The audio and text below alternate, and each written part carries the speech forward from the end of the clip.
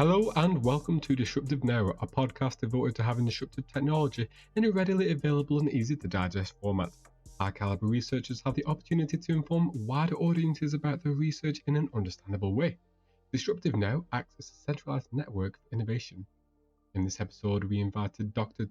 Carey, who's an expert in flexible electronics and 2D materials. We'll be discussing how flexible electronics are really influencing the world and the research he's done so far. Dr. Carey, welcome. Hi, so thanks for having me. So my name's Tian and I'm working as a Marie Curie Fellow in Trinity College Dublin. And most of my work is on transistors. So yeah, we can get into that maybe. Nice.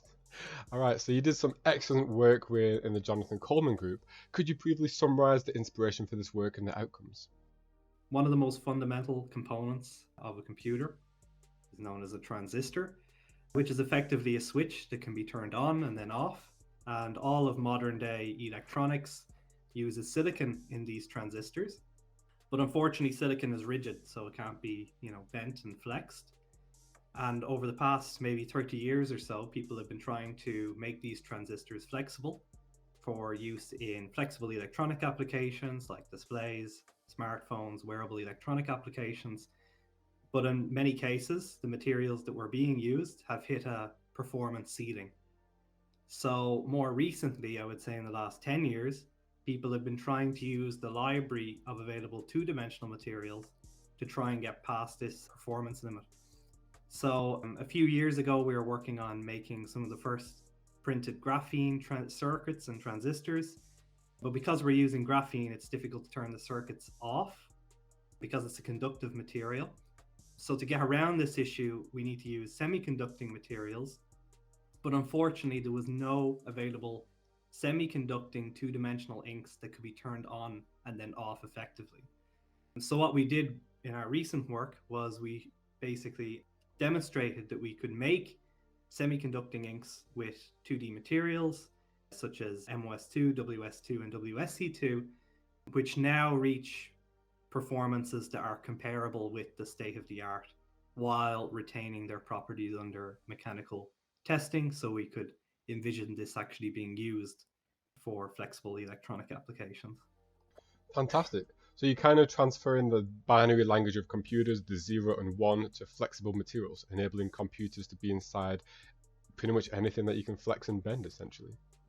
Yeah, exactly. So just interesting that you mentioned there were some like hurdles, or they reached a technological limit, you said. What is that technological limit? At the moment, there's three maybe types of materials that are commonly being used. There's metal oxides, but they don't have very good mechanical performance. There's organic polymers, but they don't have very good air stability. And then there's silicon that can, to a degree, be bent as well, but it has mobility limitations. So there's maybe pros and cons to every material.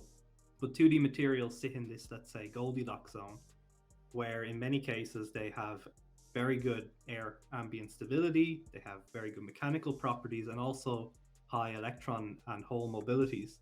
So you can get a very fast transistor, which has no, let's say, downside, which could be very optimal in these flexible electronic applications or even wearable electronic applications, where you need the devices to be completely conformal with the clothes that you're wearing. Nice. And I love that description, Goldilocks zone. That is a perfect way to describe them.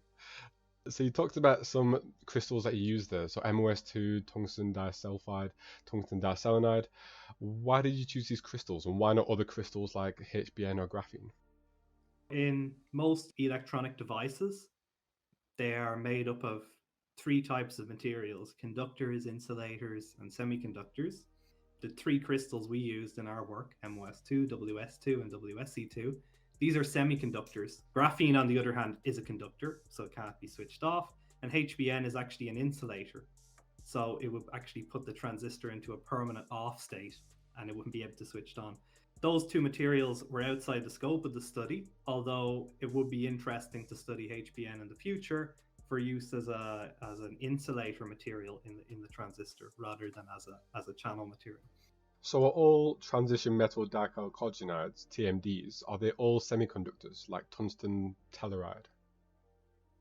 They're all, for the most part, semiconducting materials, but there are some instances, depending on how you make them, they can have different phases. So you can actually have metallic phases or semiconducting phases of these materials, depending on their manufacturing method. Nice. So why did you limit yourself to these 3 TMDs? Well, it was mostly a time constraint. I mean, if we had all the time in the world, we would look at over 5,000 2D materials, which is what is theoretically available. But there's only so much time in the day. So we did a very thorough study, I would say, of those three materials, and then it's likely in the future we'll look at others. The broader, let's say, scientific community, they'll be looking at all these thousands of materials, I would say, over the next few decades. Yeah, I 100% agree with that. I think the ones that you've chosen have a lot of backing behind it. So if you have unexpected things happen, you can kind of go back and look at the physicists who have really delved into it. So you use the electrochemical exfoliation technique where you apply electricity in a chemical environment to separate the 2D flakes to achieve a desired flake size. So why is the flake size important for you for the inks you created? So the semiconductors that are deposited in the form of small flakes. They're about a micron in size, so about the tenth of the width of a human hair. As the electrons move through these semiconducting flakes, they meet junctions, so where one flake meets another flake. And these are points where the electrons struggle to move between the flakes. So it was very recently found that the performance of devices in general, the efficiency of these devices, are limited by those junctions. So if you have loads of flake to flake junctions, that means you have a very bad device. But if you can minimize the number of these junctions, then you can have a very good device. So if you can maximize your flake size, it means you have less junctions, which means that you have a much better device. So it's very important, I would say, to try and maximize the flake size. But more specifically, I would say it's important to maximize the aspect ratio. So the aspect ratio is the flake lateral size divided by the flake thickness. And if you have a very thin flake, which is very large, it means you can make a much conformal junction between the flakes, improving the efficiency of your devices. Okay, so it's like imagining you have a certain amount of towels to get to from one side of the room to the other, and you kind of want these towels to be as flat as possible so they overlap as Yeah, much as possible instead of exactly. piling all the towels onto one side of the room because then you're never going to reach the other side. Exactly. Yeah. Thanks. So you highlight issues with the current inks for flexible electronics, namely that there's acidic and temperature conditions that just aren't compatible with most flexible materials. How did you overcome this hurdle? So most flexible substrates, such as the plastics in water bottles, food containers, even clothes, will start to melt after about 100 degrees Celsius. There's been a lot of researchers that have been using acid treatments or high temperature treatments well past 100 degrees to try and improve the performance of their 2D devices. But this obviously has some issues because if you did this on everyday objects, then you wouldn't be able to put your electronics onto them. So what we did instead was we used the process of centrifugation washing, which is basically where we put our material into a specialized solvent, which dissolves all of our residual chemicals that we don't want. And then we spin it very fast, just like a washing machine, to remove all of those contaminations, effectively achieving the same result that could be achieved with high temperature annealing and acid treatment. So it's a methodology that was previously done in the past, but maybe not necessarily for use on transistors. So that was how we overcame that limitation. Okay, would you say that there would be instances where, as you're heating up the flexible material, it kind of changes shape and reforms, and that could disturb the junctions that you was talking about before? Possibly, but actually it hasn't even been studied yet. So you'd think it would be studied immediately. But as I said, it was really only, I would say, recently understood that many of these devices were junction limiting. So now we're seeing a new surge of research into these junctions, and what are the performance limitations that are caused by them and how we can get around those issues. So that it's an area that will be built on, I would say, in the coming years. Nice. You talked about performance there. For your metrics, you used electron mobility, the on-off ratio, and the threshold voltages. Could you explain what these are to the layman and why these are important to your goal?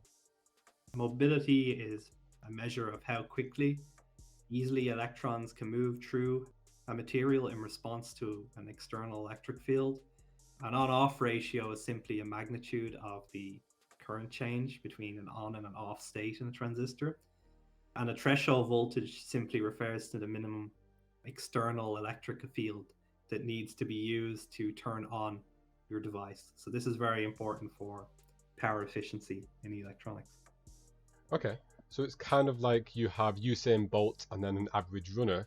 Usain Bolt has a high mobility, so he's going to get from one side to the other.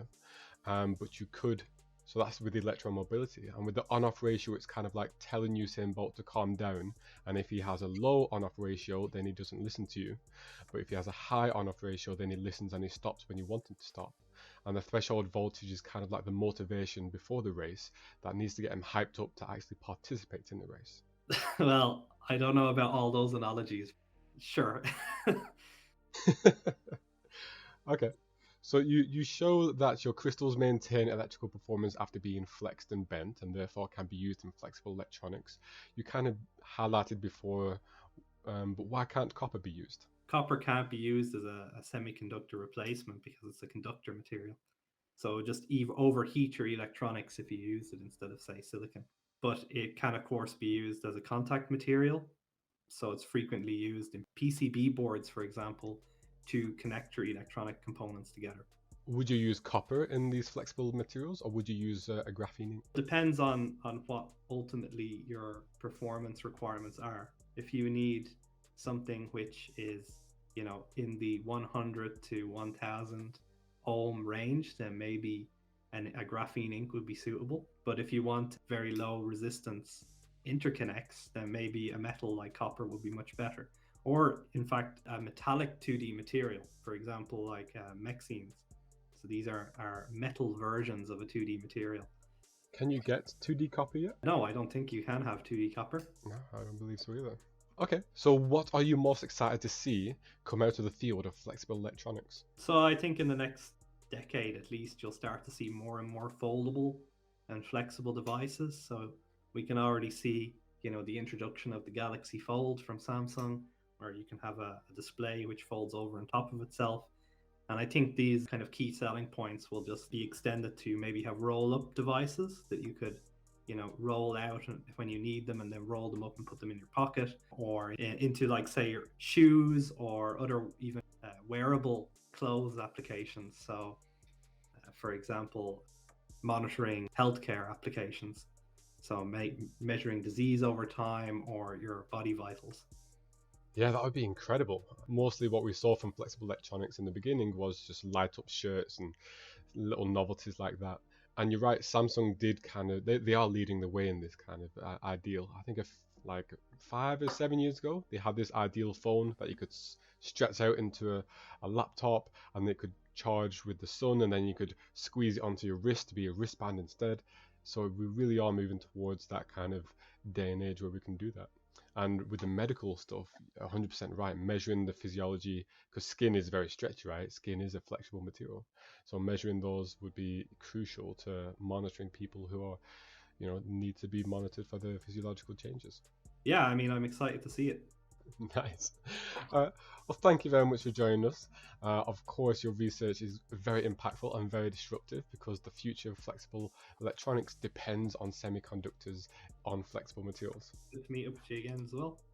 Fantastic hearing from Dr. T. Carey and his work in advancing the flexible electronics using 2D materials, especially the potential to measure vital signs.